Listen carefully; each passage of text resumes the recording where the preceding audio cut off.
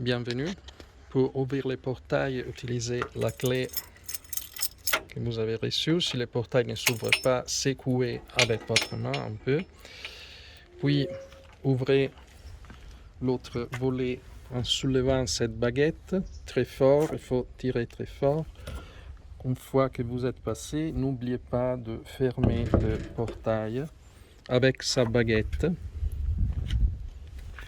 Pour fermer le portail, il ne faut pas utiliser la clé, retirer la clé et fermer comme ça, vérifier qu'il soit bien fermé.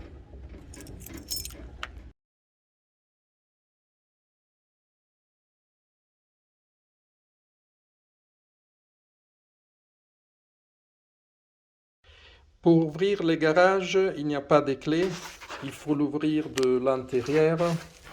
Vous tirez ces leviers-là, rouges, vous les tenez tirés comme ça, puis vous tournez la poignée et vous ouvrez.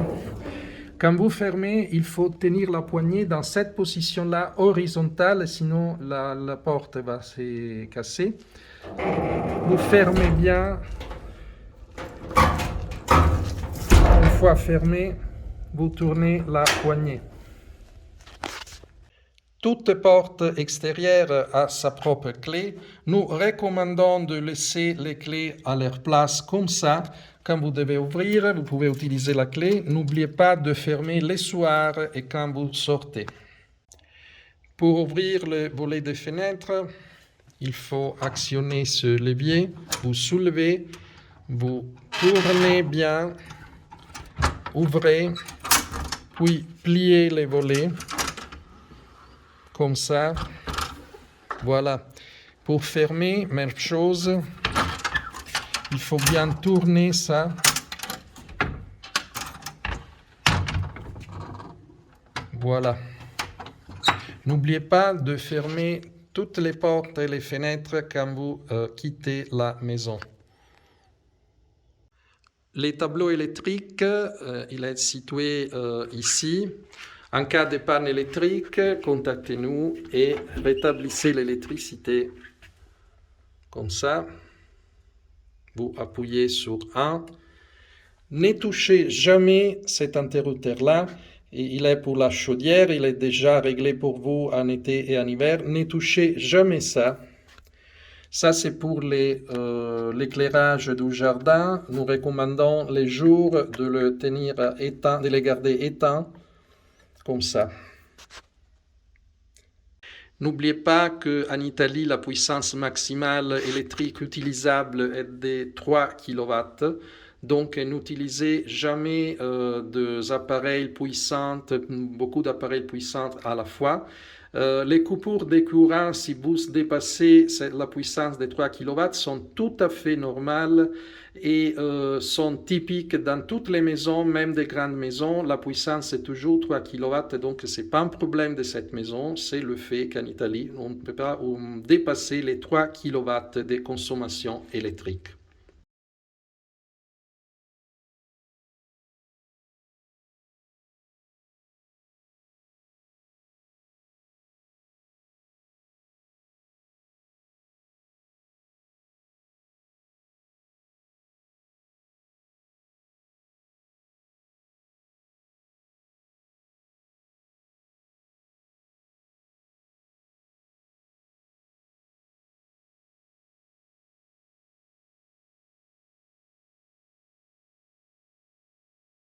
Afin d'éviter des amendes très lourdes, il est essentiel de respecter le tri pour la collecte des ordures. Il faut utiliser un conteneur spécifique, un bac spécifique pour chaque type d'ordure. Et il faut le mettre en dehors du portail de la propriété le soir avant les jours spécifiés, de 21h à 5h du matin.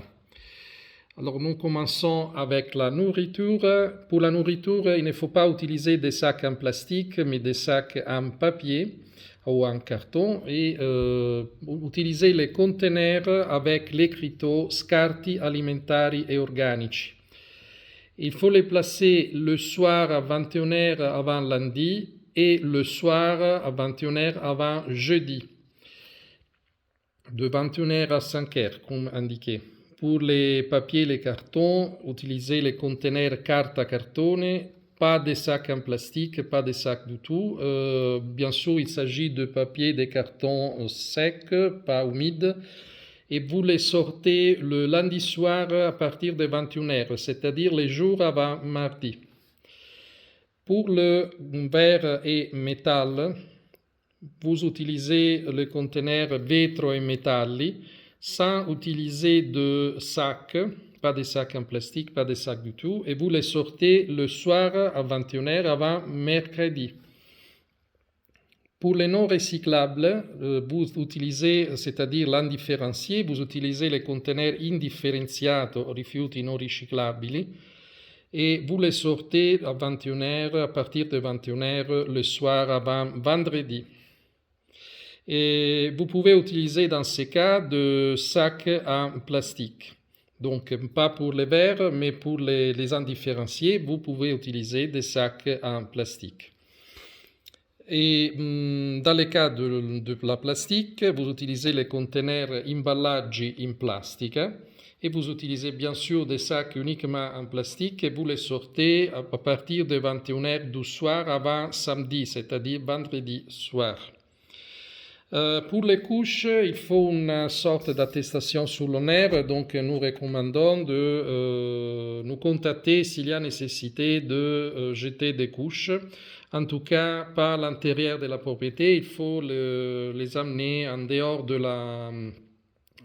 quartier, dans les conteneurs, dans la rue par exemple.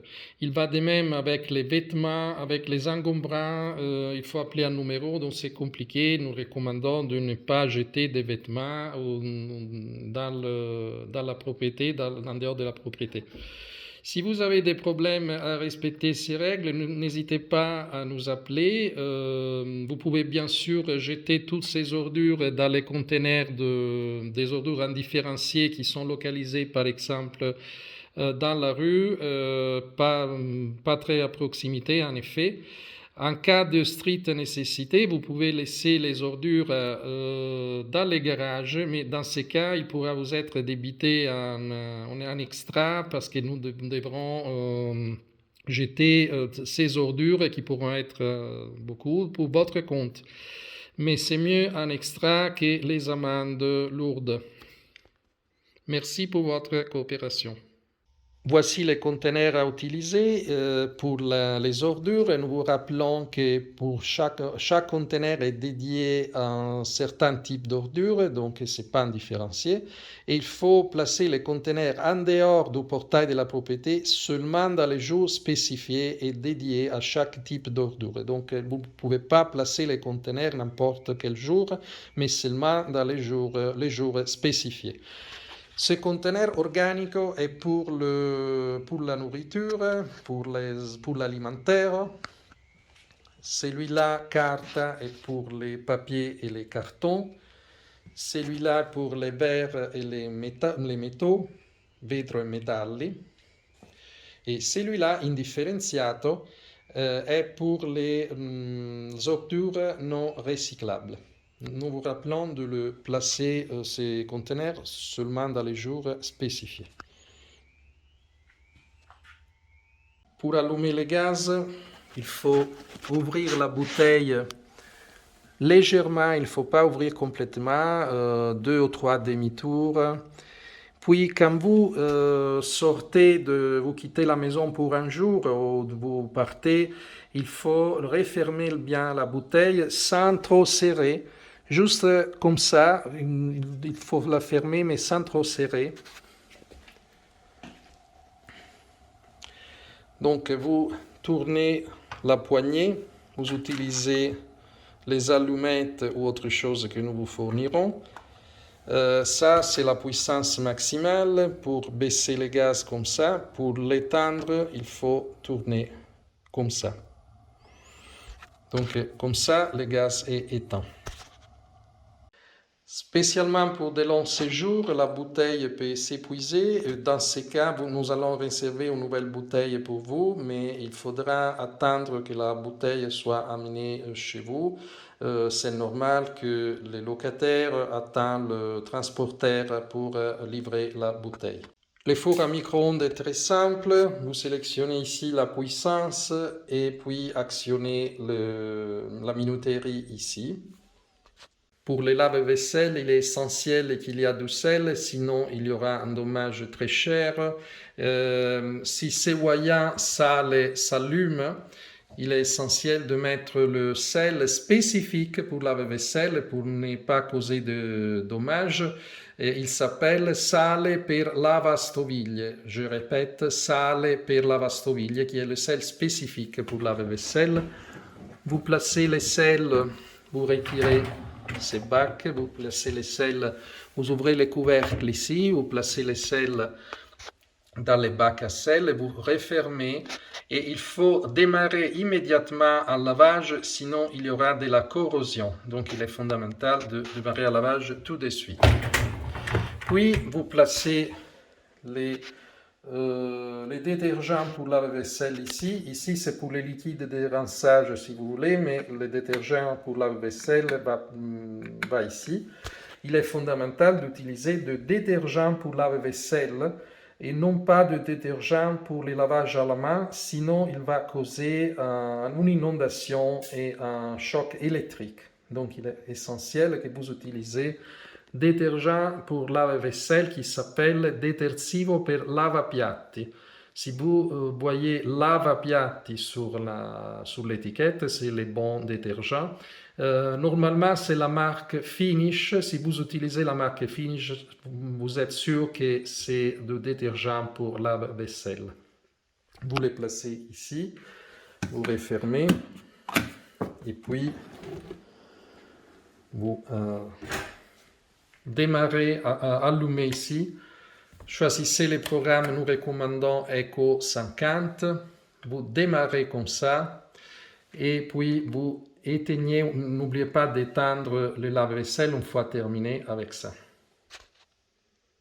Pour le four, si l'horloge n'est pas allumée, ne vous inquiétez pas, le four fonctionne. Vous sélectionnez d'abord la température, puis vous sélectionnez le fonctionnement. Vous pouvez allumer l'éclairage comme ça. Fonctionnement grille, supérieur, inférieur, les deux. Il y a plusieurs fonctionnements. Vous choisissez. Puis, si maintenant le four est allumé, si le four ne s'allume pas, appuyez sur la main et il va s'allumer. N'oubliez pas d'éteindre une fois terminé. Pour le lave-linge, il y a cette poignée. Vous sélectionnez les programmes, c'est les cotons synthétiques. Puis il y a le laine, lavage à la main pour des vêtements très délicats. Une fois sélectionné les programmes, n'oubliez pas avant de sélectionner les programmes de placer les robinets sur la poignée sur off pour redémarrer. Donc vous placez sur off, sélectionnez les programmes, puis vous démarrez en touchant ici. Une fois terminé, n'oubliez pas de placer la poignée sur off. Ça c'est pour les bacs de la lessive, pour l'adoucissant. Ça c'est pour les pré-lavages. Pour l'attente, l'interrupteur est ici, ouverture et fermeture. Si vous entendez un rumeur, un bruit, c'est pas un problème, mais il est fondamental que s'il y a même un petit peu de vent, vous la fermez bien, parce que si vous la laissez ouverte toute la journée avec le vent, elle va se casser et le dommage est très cher. Pour la cheminée, il est essentiel, d'abord les bois n'est pas compris, donc si vous voulez utiliser la cheminée, il faut que vous nous contactiez à l'avance ou vous achetez le bois pour la cheminée dans un supermarché. Il est essentiel de rappeler qu'avant d'utiliser la cheminée, il faut allumer les ventilateurs chauffants. Si vous ne les allumez pas, le fer va fondre et vous allez payer des centaines d'euros pour les ventilateurs chauffants. Vous branchez les ventilateurs ici et de l'autre côté là, Et puis vous les allumez avec cet interrupteur-là qui est à 2 vitesses. La deuxième est à droite. Dans les cas probables d'une fuite d'eau, il y a le robinet général de l'eau ici. Alors, il est essentiel de ne jamais toucher ça. Cela est déjà fermé, il faut les laisser garder fermés. Ça, c'est les robinets de l'eau. Vous pouvez les fermer en les mettant en cette position. Ça c'est la position fermée. La clé de la chaudière est ici, à côté du tableau électrique. C'est la panthère rose. Les combustibles du chauffage est celui-là. C'est sac-là blanc et transparent. Vous pouvez les transporter avec ces chariots. À partir de la porte d'entrée, la chaudière est située là. Les réservoirs de carburant est celui-là, vous l'ouvrez, vous les remplissez 1 ou 2 fois par jour, puis vous les refermez. Il est essentiel, vous trouverez la chaudière déjà allumée, déjà prête, mais il est essentiel de remplir les réservoirs 1 ou 2 fois par jour et de les refermer bien avant de sortir, parce que si vous ne les refermez pas, il y a un risque d'incendie. Pour la chaudière, les tableaux de commande est là, l'allumage, la température qui sera déjà prête pour vous. Si vous séjournez pour longtemps, il est essentiel que vous nettoyez la chaudière, vous dévissez la poignée là, vous ouvrez et à l'aide d'une brosse, vous enlevez le cendre et aussi les tuyaux. Il faut les nettoyer avec cet outil-là. Voilà, vous les mettez, les placez là et vous nettoyez la chaudière avec cet outil-là. Bien sûr, la chaudière sera nettoyée avant votre arrivée. Et ça va de même en bas, avec une brosse et avec une palette, vous retirez toutes les cendres. Il y a aussi les réglages de l'air. Normalement, il n'est pas nécessaire de les toucher, il ne faut pas les toucher.